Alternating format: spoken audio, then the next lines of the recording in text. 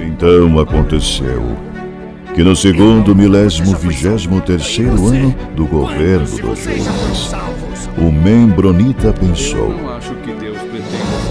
e estando a ponderar, sua mente se iluminou e pôde ver claramente.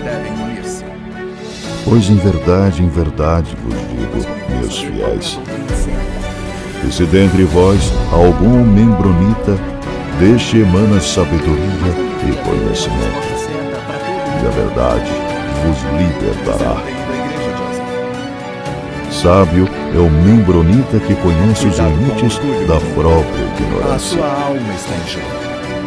Decidi investigar melhor o assunto. E que depois de muito conhecimento adquirir, descobre que, por fim, nada sabe. O membro fiel.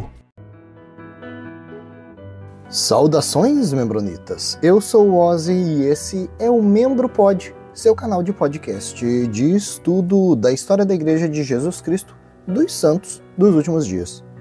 Ainda nessa saga de continuar estudando as igrejas relacionadas ao mormonismo, hoje a gente vai falar sobre a Igreja de Cristo, também conhecida como a Igreja do Lote do Templo. A primeira diferença que eu já vejo nessa igreja aqui é que eles têm um quórum dos 12 apóstolos, ok, né? Igual a igreja sud tradicional, mas nenhum deles é melhor do que ninguém. Então eles não têm um profeta, vidente, revelador que lidera a igreja. Quem lidera a igreja é esse quórum dos 12 apóstolos. Interessante. Talvez dá uma bagunça. Vamos ver, será que todo mundo fica de acordo? Bom, se todos eles recebem revelação direta de Deus, quem lidera é Deus e ninguém vai discordar de ninguém, né? Mas eu imagino que talvez eles não recebam essa revelação direta de Deus, mas eu fico curioso para saber como que funciona para chegar numa decisão quando 12 cabeças estão pensando. Vamos ver quem que fundou essa igreja? Granville Hedrick. Ah, são os Hedrickitas. Acho que eu já tinha ouvido falar. Isso, já falou isso. Não vou lembrar de tudo também, né, membronitas? John E. Page, outra pessoa aqui. E outros, tá dizendo. Então, fundadores são várias pessoas. A origem dessa igreja, eles também dizem que é 6 de abril de 1830. Também alegam que são a continuação oficial da Igreja Sud. Mas então a origem, quando eles resolveram se separar da igreja tradicional sud e estabelecer a própria religião deles, foi em 1852. Tô aqui tentando ver onde que eles estão estabelecidos. Tá aqui, ó, região mundo. Estão no planeta, eles estão no planeta Terra. Ah, Senhor, quem que alimentou essas informações aqui? Enfim, vamos dizer que eles estão estabelecidos no Missouri, lá em Independence, né, que é o lote do templo. Então vamos pensar que eles estão lá.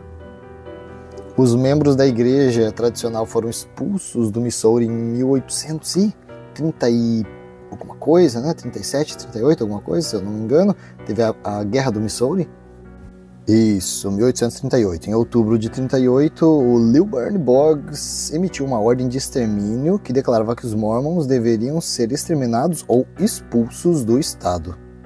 Tá aí, ó. Então levou 14 anos para essa igreja do lote do templo ser estabelecida. Vamos ver o que a gente encontra sobre eles. A Igreja de Cristo, informalmente chamada de Hedrickitas, ou a Igreja do Lote do Templo, é uma denominação do movimento dos Santos dos Últimos Dias com sede em Independence, Missouri, no que é conhecido como Lote do Templo. O apelido dos membros da igreja vem do sobrenome do Granville Hedrick, que foi ordenado líder da igreja em julho de 1863. Está dizendo que eles se organizaram em 1852, mas ele foi ordenado líder só em 63? Caramba! Isso aí é até depois da organização da Igreja da Ema, né? Que o Joseph Smith III resolveu em 1860 organizar a igreja dele, a Comunidade de Cristo. Mas olha só, ele confirma aqui, ó, ao contrário da Igreja Sud tradicional e da Comunidade de Cristo, a Igreja do Lote do Templo rejeita o cargo de profeta ou presidente, né? Então eles são liderados pelo quórum dos 12 apóstolos, isso. Vamos dar uma olhadinha em outras mudanças que eles também têm na doutrina deles. Eles rejeitam a doutrina do batismo pelos mortos, né? Então não tem essa, né, de batismo vicário. Também rejeitam o casamento celestial, né, tipo selamento, né, selamento do templo. E também rejeitam doutrina e convênios e pérola de grande valor. Outra informação interessante é que eles estavam sempre em contato com outras facções santos dos últimos dias, né? Outras igrejas que se separaram, então eles estavam assim, no passado sempre em contato, mantendo um diálogo aí com eles. Hoje, essa igreja do lote do templo não quer mais nenhum contato oficial com nenhuma outra organização. E, obviamente, né, acho que a informação mais importante sobre essa subdivisão Mormon é que eles são donos do terreno onde o templo deveria ser construído, né? Então, vamos voltar um pouquinho no passado. Se você voltar lá nos nossos episódios que eu falo sobre Joseph Smith, a gente tem um episódio que fala sobre as profecias que Joseph Smith fez. Entre essas profecias, né, ele disse que o Missouri ia ser o local onde os santos dos últimos dias iam se reunir, eles não iam ser expulsos de lá, Sião ia ser construída lá, e um templo ia ser construído ali num terreno bem específico, que é justamente esse lote do templo. Os santos dos últimos dias deveriam vir de todos os lugares para Missouri, se reunir ali. Por quê? Porque Jesus Cristo já estava chegando, e já estava chegando, eu digo assim, naquele momento. Então acabou que hoje aí a gente vê que nenhuma dessas profecias chegou a ser cumprida, né? Jesus Cristo não veio, os membros foram expulsos do Missouri, sim, o templo não foi construído naquele terreno, Sião não foi construído ali no Missouri, né? Foi lá para Utah. Bom, uma coisa que eu fico aqui impressionado é que essa organização aí do lote do templo, eu imagino que eles devem acreditar que aquele lote do templo ainda é sagrado para o mormonismo. E eu imagino que a igreja sud tradicional deve oferecer um bom dinheiro por aquele lote. Cara, eu me impressiono deles não venderem. Passa ano, vai ano, vem ano, e eles continuam em posse desse terreno. Imagino não seja fácil, né? Talvez a ideia dos 12 apóstolos deles, algum deve ceder, né, para a ideia da venda, algum não deve ceder. Isso aí é especulação do Ozzy. Talvez seja difícil entrar num consenso, mas aí, ó, tô impressionado, tiro o chapéu, eles não venderam. A igreja a comunidade de Cristo, né, a igreja da EMA, já chegou a vender aí, ó, muito terreno, né, muita propriedade histórica que a igreja sud estava querendo comprar, e olha, né, o valor não foi baixo. Eu consigo tranquilamente imaginar aí a igreja sud desesperada, né, com a perda de número de membros da igreja, e falar, olha, né, a profecia vai se cumprir, estamos comprando o terreno do lote do templo, né, a profecia da segunda vinda. Imagina, o membro fica todo alvoroçado aí, ó, não, vou sair da igreja agora que a segunda vinda vai acontecer. Estão comprando o lote do templo e vão construir o templo lá. Tranquilamente eu visualizaria uma situação dessa. Que a igreja já é proprietária dos terrenos ao redor, só que esse terreno aí é o pote de ouro no final do arco-íris. Voltando a falar então aí da Igreja de Cristo, né, do lote do templo, em 2013 foi levantado que o número de membros dessa igreja era 7.300, né, então poucos membros. Mas também esse número aí é de 2013, cara, mais de 10 anos atrás, né? Com certeza deve ter alterado, né? Não sei se para mais ou para menos. Eles estão disponíveis em 11 países. Como que eles conseguem distribuir 7.300 membros em 11 países? E ainda menciona aí que a maior parte deles vive nos Estados Unidos. Ele cita aqui, ó, não é tanto lugar, né, dá para citar, ó, Estados Unidos, Canadá, México, Honduras, Nigéria, Quênia, República Dominicana do Congo, Malawi, Tanzânia, Índia, Etiópia e Filipinas. Olha só, cara, o Brasil não tá nessa, não tem membro da igreja do lote do templo no Brasil. Vamos ver como funcionou essa criação da igreja deles? Então teve a morte de Joseph Smith, né, em junho de 1844, e isso acabou criando aquela crise de sucessão. Então muitos ramos da igreja, né, alas, né, capelas estavam ali, ó, né? Esses grupos sem saber quem vai ser. Um diz que vai ser o sucessor, outro diz que vai ser o sucessor. Enquanto isso, um tal de Granville Hedrick estava liderando alguns desses grupos, né? Vamos dizer que ele era um presidente estaca, né? Ele estava ali, ó, né? Tem um grupo aqui, um grupo ali, outro grupo ali, e ele tá aqui, ó, tô cuidando de vocês, né? A hora que sair alguma coisa a gente avisa. Saiu um grupo ali do Sidney Rigdon, um do James Strang, saiu o grupo do Brigham Young, e eles não seguiram nenhum desses grupos. Até que em 1863, o Hedrick foi ordenado presidente, profeta, vidente, revelador para esse grupo que ele estava liderando. Quem participou dessa ordenação do Granville Hedrick era o John Page. O John A. Page, ele tinha sido um dos 12 apóstolos quando Joseph Smith estava vivo. Então essa igreja aí do lote do templo afirma que a fundação da igreja deles foi em 6 de abril de 1830 e eles alegam ser a única continuação legítima da igreja original de Joseph Smith. Mais pra frente, aí o Hedrick se distanciou um pouco desse título de presidente, né? Tô achando que é melhor não ter um presidente na igreja, então, porque ele acha que esse lance de ter um presidente e tal é um cargo meio que antibíblico, né? Então, daí acabou virando isso, né? Que a igreja é liderada por um quórum dos 12 apóstolos. Na época da criação da igreja também, né, ali em 1863, eles chamavam a igreja deles de a Igreja de Jesus Cristo dos Santos dos Últimos Dias. Foi o nome que Joseph Smith deu para a igreja ali em quando? 1838. Né? Então a igreja passou por algumas mudanças de nome. A partir de 1838, Joseph Smith adotou esse nome. Então isso aí reflete a insistência da igreja do Hedrick de afirmar que eles eram a continuação da igreja. Sim, o nome da nossa igreja vai ser esse. Mas depois, com o tempo, eles mudaram. Não sei se teve alguma questão jurídica aí, na questão do nome, mas depois eles mudaram o nome e abreviaram só para a Igreja de Cristo, que já era o primeiro, será que era o primeiro? Um dos primeiros nomes que Joseph Smith chamou, né, a Igreja de Cristo. E aí ele estava querendo distinguir também a igreja dele daquela igreja de Utah. Então o nome oficial dessa igreja é a Igreja de Cristo, tá? A igreja do lote do templo é um apelido, né? Inclusive às vezes eles mantêm, né, entre parênteses depois do nome, né, Temple Lot, que é justo para identificar eles mais corretamente. Até porque tem outras denominações que se chamam Igreja de Cristo, né? Então eles querem se distinguir dessas religiões. Vamos dar uma olhadinha sobre esse terreno aí que eles têm? Esse terreno está em Independence, né, o lote do templo. Ele tem 8.100 metros quadrados. Isso dá 2 acres. E esse terreno, segundo a crença mormon, ele foi designado por Joseph Smith para o Templo da Nova Jerusalém, né, uma cidade sagrada a ser construída em preparação para a segunda vinda de Cristo. Ah, eu achei que eles tinham ficado, ó. Então eles saíram, né? Todos os mormons tiveram que sair do Missouri, né? Tá dizendo aqui, ó, os Hedrickitas retornaram à Independence. Em 1867, os Hedrickitas retornaram à Independence para comprar o terreno designado para o templo.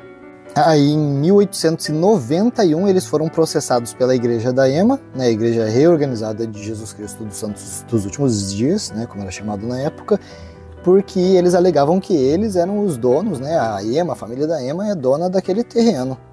Se quiser dar uma olhada nesse caso, a gente tem um episódio, né? Que é o caso do lote do templo. A igreja reorganizada acabou vencendo esse julgamento, mas depois foi revertido e a decisão, né, foi favorável para essa Igreja de Cristo aí, do lote do templo. Então isso aí aconteceu aí no finalzinho dos anos 1890 e alguma coisa, né? Então entrou os anos aí em 1900, a Igreja de Cristo já estava aí com os planos de construir um templo ali, né, aquele templo que foi a da profecia de Joseph Smith. Eles até estavam se preparando, por exemplo, eles fizeram as escavações que davam início aí à construção do templo, mas, né, para quem sabe, aí no início dos anos 1900, a gente teve ali em 1929 aquela Grande Depressão. Foi uma crise econômica aí no mundo inteiro, né? Se iniciou nos Estados Unidos, né, e acabou se estendendo para o mundo inteiro. E ninguém tinha mais dinheiro para nada, né? Então aí no início, né, de 1920 e pouco, eles estavam planejando, escavando, acabou vindo essa Grande Depressão, eles tiveram que abandonar essa construção do templo. Foi passando o tempo, eles viram que não iam ter condições de continuar com essa construção. Então, em 1946, depois da Segunda Guerra Mundial, eles resolveram preencher aquele buraco que eles fizeram para a construção e então abandonar essa ideia. O terreno do templo, vamos ver o que hoje eu digo assim, né, quando foi atualizada essa informação na internet. Esse terreno ele foi ajardinado e hoje é ocupado apenas por uma sede da igreja deles. É uma capela, não é um templo, e algumas árvores, né, um jardim e tal. Atualmente não tem nenhum plano para erguer esse templo que eles estavam planejando antes. E voltando um pouquinho no tempo, um caso bizarro é que, então, em julho de 1898, então vamos ver o que estava acontecendo em 1898, a Igreja Sud estava ali com o problema da poligamia, a Sud tradicional, né, estava ali, já tinha feito um manifesto dizendo que ia acabar, mas ainda estava vivendo e o governo ainda estava perseguindo. A igreja da EMA, junto com a igreja do lote do templo, estavam disputando esse terreno aí. Então, no meio desse alvoroço todo, acabou que em julho de 1898, um tal de W.D.C. Pattison, aí o cara com 4 nomes, difícil, né? Geralmente os americanos têm 3, né? Um primeiro nome, nome no meio e sobrenome. Esse aqui é W.D.C. Pattison. Era um membro que tinha sido suspenso da Igreja Sud tradicional lá de Boston, Massachusetts. E aí ele fez uma baguncinha. Agora a questão para mim é que ele foi suspenso da Igreja Sud posterior, só depois que ele fez a baguncinha, ou será que ele realmente tinha sido suspenso? Porque às vezes, se essa informação foi alimentada aqui por membro da Igreja Sud tradicional, só estão tentando tirar o deles da reta. Mas vamos dar uma olhada. O que aconteceu? O que esse Pattison fez? Ele tinha sido preso aí em julho de 1898 porque ele derrubou a cerca, né? Então, esse terreno do lote do templo tinha uma cerca, ele foi lá e derrubou a cerca. Por que ele fez isso? Porque ele tinha dito lá para os líderes da igreja, né, do lote do templo, falou, ó, transfiram a propriedade desse terreno aí para mim, né? Porque eu que deveria ser o dono disso aí, eu que deveria, né? Eu sou o forte e poderoso, as palavras dele. As ideias do cara. Tá. Aí ele foi preso pela polícia, né? Porque derrubou a cerca, chegou lá, né? Com essa história toda. Foi preso pela polícia, mas, né? Assim como não é um crime, né, ele foi liberado alguns dias depois. Aí, 2 meses depois aí, né? Então, em setembro de 1898, ele foi lá e ateou fogo no prédiozinho que a igreja do lote do templo tinha. Né? Não era muita coisa, né? Era um prédiozinho deles, que eles faziam as reuniões. E ele acabou indo lá, né? Então o Pattison tacou fogo naquilo, foi caminhando até a delegacia e se entregou. Em novembro aí do mesmo ano, ele foi considerado culpado, porém louco.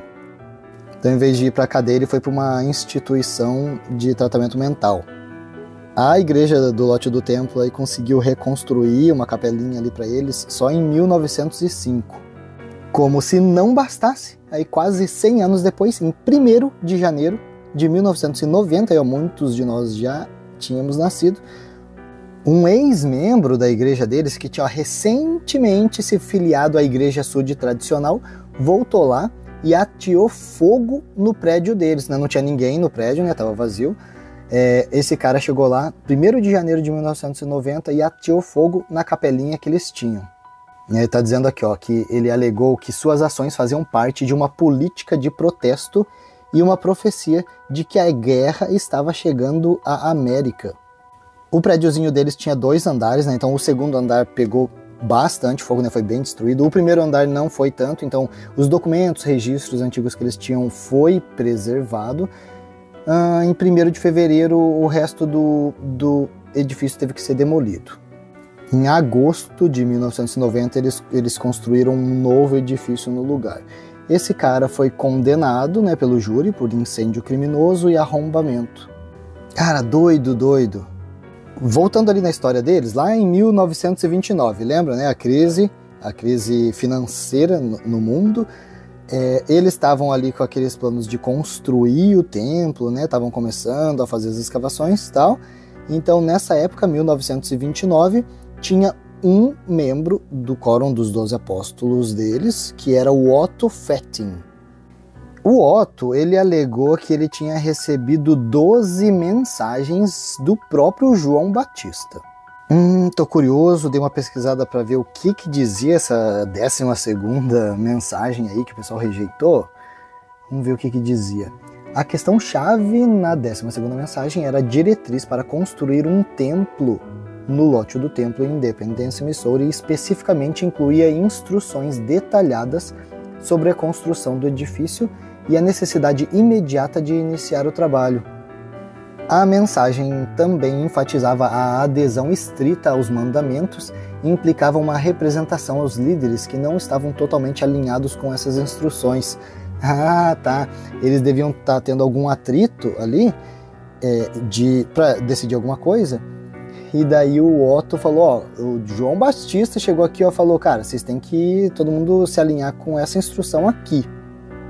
Aí tá dizendo, a liderança do lote do templo questionou a autenticidade dessa mensagem, olha só, citando preocupações sobre a viabilidade do esforço financeiro na construção do templo conforme descrito.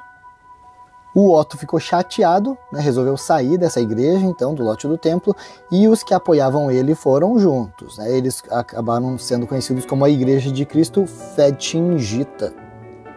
O Otto acabou morrendo alguns aninhos ali depois, em 1933. Após a morte dele, essa igreja acabou se dividindo em 3, né? Então ele tinha os próprios apóstolos dele. Então tinha um dos apóstolos que era o Bronson, e ele queria alterar, já que o Otto morreu, vamos fazer uma alteração aqui. O domingo, né, o dia do Senhor agora vai ser no sábado. Então alguns seguiram o Bronson, e tinha membro para tudo isso, louco? Alguns seguiram o Bronson, né, e essa igreja deles acabou tendo o dia do Senhor no sábado. Um grupo rejeitou isso aí e continuou sendo fiel aos ensinamentos do Fetting. E um outro grupo, vamos ver quem que eles seguiram, William Draves. Né? William Draves, ele afirmou que um mensageiro celestial apareceu para ele depois da morte do Otto e que então eles deveriam seguir, né, o Draves. Muito bem. Vamos voltar então para a igreja tradicional do lote do templo. Eles tiveram uma outra divisão em 1946, quando Pauline Hancock, olha só, fui confirmar e é mesmo, é uma mulher. Foi a primeira mulher aí do movimento Mormon a liderar um grupo. Então em 1946 ela ficou chateada com a igreja do lote do templo, porque por conta dos ensinamentos sobre a divindade. Então aí, né, nesse ano, 1946, foi criada a Igreja do Lote do Templo, né, a Igreja de Cristo Hancock. Eles aceitavam a Bíblia e o livro de Mormon como escritura, mas daí alguns anos depois, em 1973, eles começaram a rejeitar o livro de Mormon, então estavam seguindo só a Bíblia. E acabou, né, que essa igreja aí se dissolveu em 1984. E lembrando, né, pessoal, com exceção dessa última aí que acabou rejeitando o livro de Mormon depois, todas as outras subdivisões, todas elas aceitavam os mesmos ensinamentos do mormonismo e todas elas reconheciam a si mesmas como legítimas e negavam as outras, né, divisões. E falando especificamente sobre essa igreja do lote do templo, a principal, eles aceitam Joseph Smith como um profeta de Deus, né? Ele foi um profeta, ok? Mas eles não aceitam tudo o que ele ensinou, né? Ou não aceitam tudo, né? Tipo, Joseph Smith falou, isso aqui é revelação, sabe? Não. Tem coisa aí que sim, tem coisa que não. Por exemplo, essa ideia aí de ter um presidente da igreja, né? Eles rejeitaram, né? E a gente vai ter os 12 apóstolos liderando. E quando Joseph Smith assumiu esse cargo de presidente da igreja, eles dizem que Joseph fez errado. O Granville Hedrick, em 1863, foi ordenado como presidente dessa igreja, mas logo, né, ele já repudiou essa ordenação e falou, cara, não tá certo isso. Inclusive, ele se referiu a Joseph Smith como um profeta caído, né, por ter aceitado isso aí. A igreja do lote do templo também tem o sacerdócio deles é só para os homens, né, igual a tradicional Sud. Eles dizem, a igreja de Cristo ensina que é a única igreja verdadeira no mundo moderno e que todas as outras igrejas são uma abominação aos olhos do Senhor. Essa ideia não é nenhuma novidade para os membronitas, né? Sobre as escrituras deles, então, eles rejeitam Doutrina e Convênios como escritura, rejeitam a Pérola de Grande Valor como escritura e também rejeitam aquela versão inspirada, né, aquela tradução que Joseph Smith fez da Bíblia. Também falam, não, tem nada a ver. Eles só usam a Bíblia e o Livro de Mórmon. Eles aceitam também aquele livro de mandamentos, né, a prévia da Doutrina e Convênios, assim, não como escritura, né, mas eles aceitam. Né? Daí depois, quando foi transformado em Doutrina e Convênios, teve alterações e acréscimos, eles falam que não tem nada a ver. E a Igreja do Lote do Templo, olha aqui, ó, tá dizendo, eles têm a mente aberta à ideia de que a revelação pode chegar a qualquer membro da igreja a qualquer momento, seja homem ou mulher, portador do sacerdócio ou não. Né? Então, quando o Otto Fetting lá declarou que ele recebeu uma revelação lá do João Batista, estava dentro dessa ideia aí de que as pessoas podiam receber revelação. Isso aí dá brecha para muito contador de história. E também, olha aqui, ó, os membros da Igreja de Cristo, aí, do Lote do Templo, eles têm vamos dizer assim, um carinho especial pelos ensinamentos do David Whitmer. A gente sabe ali que em 1838 o David Whitmer foi expulso da igreja. O David Whitmer escreveu um livro chamado An Address to All Believers in Christ, isso foi em 1887. E os ensinamentos aí do David Whitmer nesse livro é amplamente lido e promovido pelos membros da Igreja do Lote do Templo. Uma base aí dos ensinamentos do David Whitmer, né, o raciocínio do David Whitmer dentro desses ensinamentos dele é baseado no que já tinha no livro de mandamentos, né, o Doutrina e Convênios anterior, em que dizia, né, que Deus deu um dom para Joseph Smith, que era de traduzir o livro de Mórmon. Que depois eles resolveram alterar na Doutrina e Convênios, falaram, não, esse era o primeiro dom, depois você terminar a tradução aí você vai receber outros, né? Isso foi uma alteração. Então o que o David Whitmer diz é que Joseph Smith recebeu mesmo esse dom de Deus, mas que ele nunca deveria ter assumido que tinha outros dons posteriormente. É basicamente o que a Igreja do Lote do Templo entende quando eles aceitam que Joseph era um profeta chamado por Deus, mas que depois ele se tornou, né, um profeta decaído aí que deixou o poder subir a cabeça e fez outras coisas.